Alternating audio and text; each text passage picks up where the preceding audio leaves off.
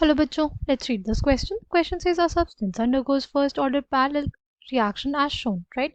Calculate net activation energy if it is known that B, C, D are formed in molar ratio of 2:3:4 respectively. ये हमारे पास दिया हुआ है, सबकी E दिया हुआ है, EA, right? सबके लिए EA दिया हुआ है. हमें कैलकुलेट करना है net activation energy, right? Key concept for this question is parallel reactions.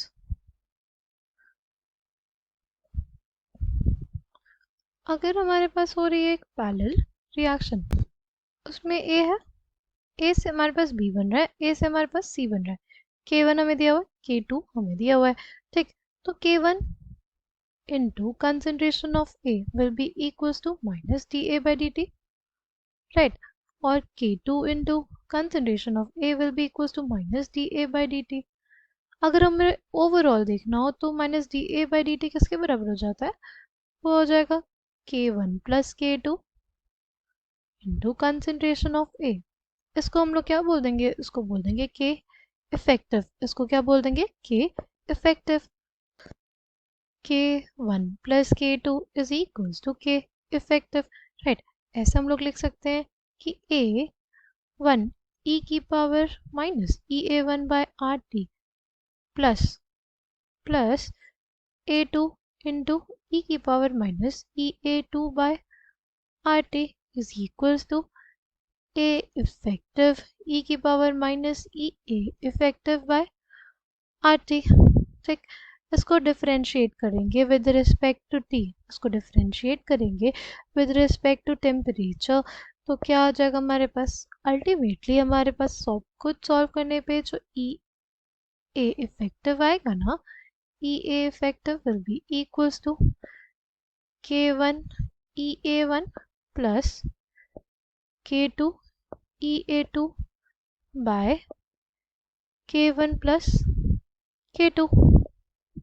ठीक, ऐसे अगर इस रिएक्शन के लिए हमें तीन दिया हुआ है ना, तो इसके लिए EA इफेक्टिव क्या आ जाएगा? इसके लिए EA इफेक्टिव आ जाएगा K1 EA1 plus K2 EA2 plus K3 EA3 by K1 plus K2 plus K3.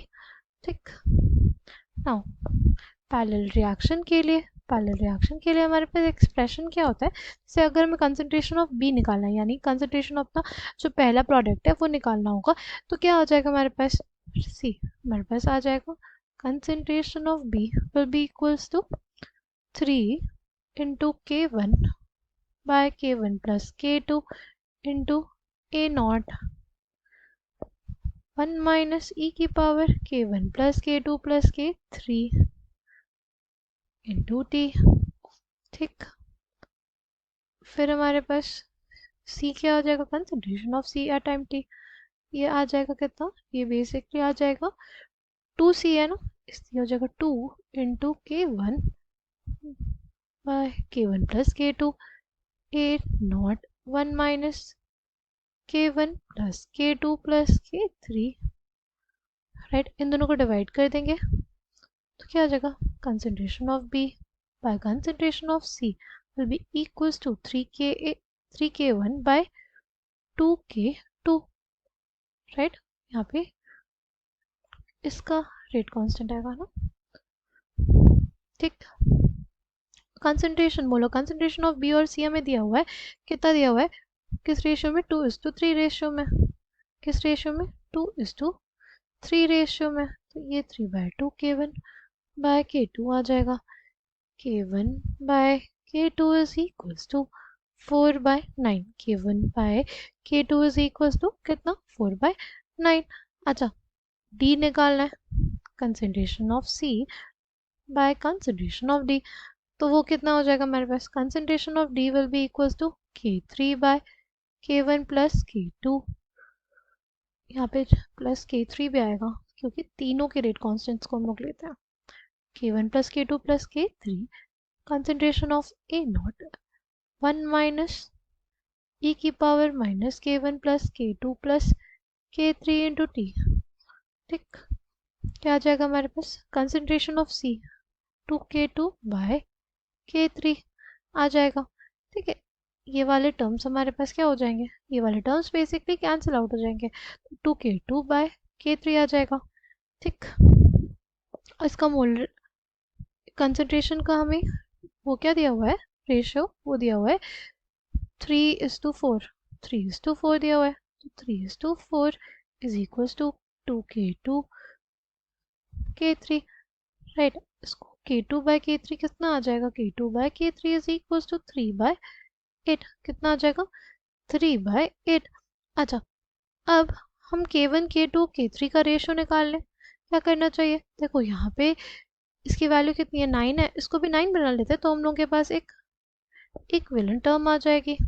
तो कैसे करें, 3 से मल्टीप्लाई कर देते हैं इसको, क्या आ जाएगा 9/24।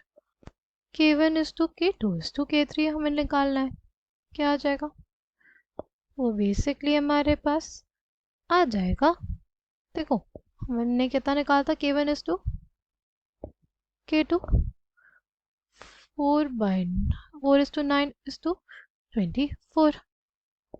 ठीक, ये आ गया।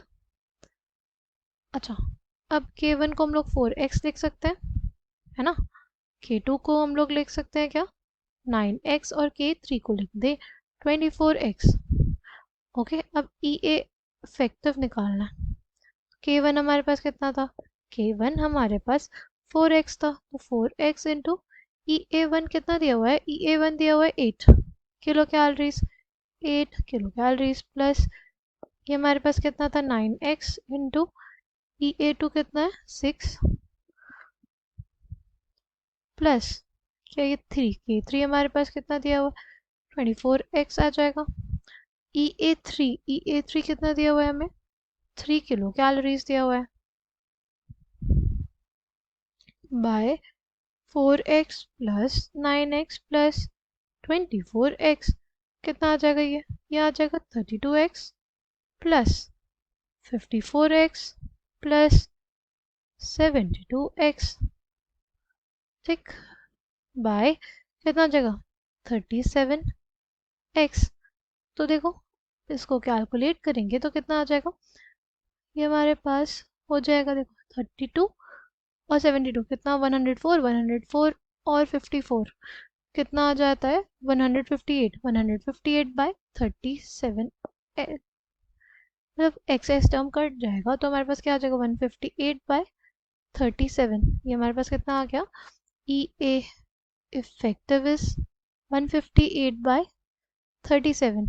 ये अप्रॉक्सीमेटली हमारे पास, अगर हम लोग इसका इंटीजर टर्म निकालना चाहे तो देखो 37 4 हमारे पास अप्रॉक्सीमेटली होता है 148। ठीक है, तो जब इसको हम लोग डिवाइड करेंगे ये उसी के अराउंड आएगा हमारे पास 4.27 लगभग आएगा, 4.27 किलो कैलोरीज। अगर इंटीजर के टर्म्स में लिखना चाहेंगे ना तो ये हमारे पास कितना आ जाएगा 4.0, right? Final answer for this question will be 4.27 kilo calories. I hope you understood it well. Thank you and all the best.